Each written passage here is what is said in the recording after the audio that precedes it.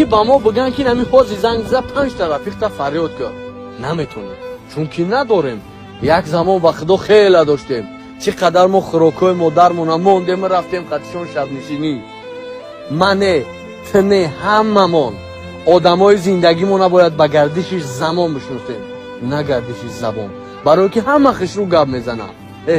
نیاز نیست آدم را بشناسی، یک کم ترکی صبر کردی بسیاری هاشون یکتیاری خسته میشوند. میگم مشو هم صحبتی نامرد که کامش تلخ می آرد، مصیبت میکشد مرده که با نامرد میگردد.